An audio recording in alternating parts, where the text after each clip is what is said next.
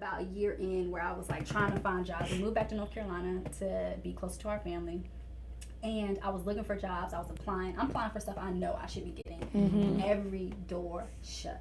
Like every door shut. And I was just praying, and I did this Bible study on Jonah in the Bible, how he was kind of running away from his call. And God really spoke to me and was just kind of like, I'm calling you to stay home, and you're running away from the call every time you apply for a job. Wow. And I was like, oh. Okay, God. And so I'm like, I really didn't have this vision for my life of being a stay-at-home mom. You know, I didn't really have that many examples of that. Excuse me, growing up. So I was like, what is that? Black women stay home? Right. What is that? You know? Who does that? So I actually, at that time, I did end up getting into a community of African-American stay-at-home moms and seeing how they did what they did and things like that. And that was really good and healthy and necessary for me. Okay, and so I'm start studying my Bible, and I started writing these like Bible studies, and so I was like, okay, so I would turn them into podcasts, and then I eventually got into YouTube and started turning them into videos, and so then that's when Beloved Women, which is my online ministry, got started. And so it was just me just sharing online what the Lord was teaching me in my quiet time. And so now Beloved Women is a 501c3 nonprofit, and we have daily devotional. We have about over 20 writers that write our daily devotional for us now. And we just produce content to really help women connect with God on the daily and really get close to Him. And that's what I needed in that season. And so now I have the opportunity to try to provide that for other women in a practical ways, you know, that they can do easily and simple, but that's still relevant and meaningful for them on an everyday basis. That's good. That's a handful. To make sure that people really get their money's worth, it is going to cost more than we have right now. You know? And I want to keep it simple. I do plan to record it and then probably put it on YouTube or somewhere later. But live, the level of tech and team that I would need to be able to execute that the way I want to. Because if people are going to pay for an online ticket, I want to be able to give them experience and make sure there's not going to be no tech issues. The stream is going to be like clear, you know, and all that kind of stuff. Right. And so I don't want to do it last time. But you never know. If God opens a door for that to happen between now and October 12th, then we'll post it online and we'll let everybody know. You can watch a live stream here. Right. But thinking about it now, I'm thinking it may not be... it probably is a good idea, but you have different sections of the event. So, you know, they'll have to go door to door.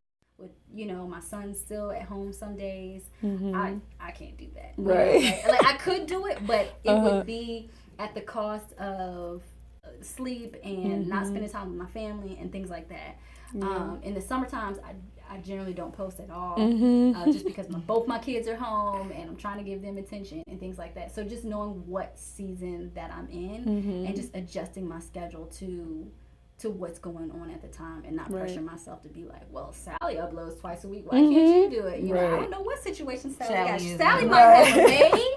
Sally might have 2 nannies. You know, I don't have that. So like being comfortable where I'm at and just saying God knows where I'm at. He knows what I have. He knows what I don't have. And just doing what I can when I can. And I mean, it does take a lot of discipline too, though. So like if I have a writing deadline due or something, I might wake up at 5 and work. Oh, you have a book out too.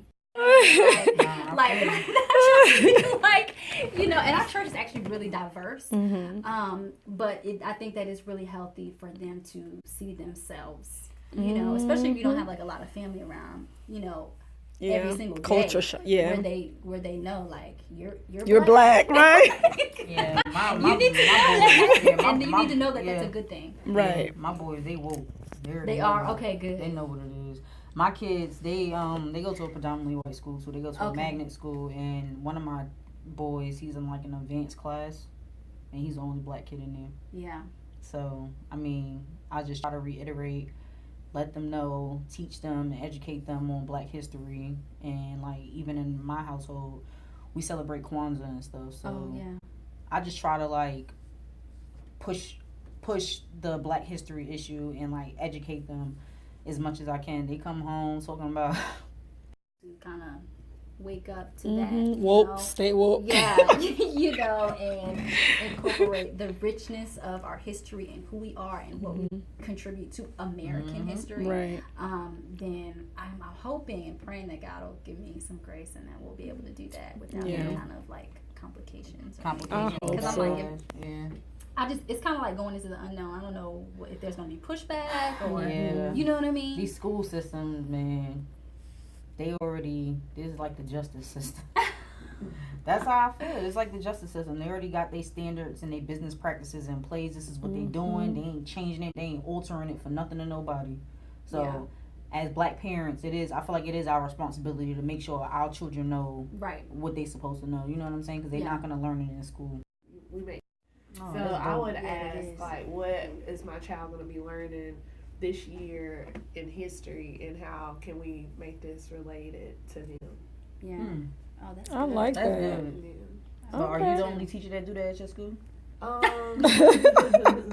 I'm not sure, to be honest. I don't think so. I don't think I'm the only teacher. I'm a high school teacher. Okay. So I don't think, because at my school they encourage us. We have this thing called like the LLAP where we talk about proximity, kids' future selves, and one of them is even about incorporating race, and that's one of the standards that I kind of am afraid to even touch on because I don't know how to. But whenever I talk to my principal, he told me like, okay, like you said, like maybe like have a project where they can explore their ancestry, and then that's what I'm planning on doing at some point this year. And they were black too, so they're the only two black boys in this class, right? And they're both friends.